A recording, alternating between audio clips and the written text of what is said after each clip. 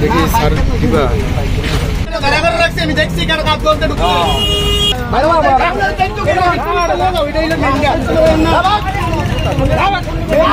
আচ্ছা খবর দিছি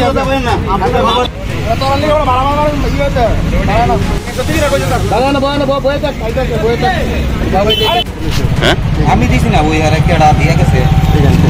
কত টাকা কয়টা 60টা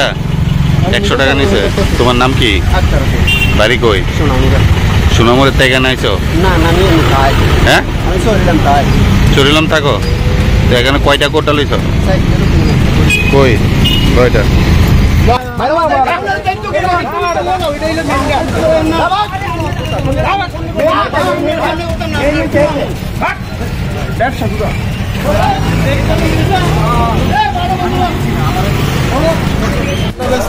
হ্যাঁ তো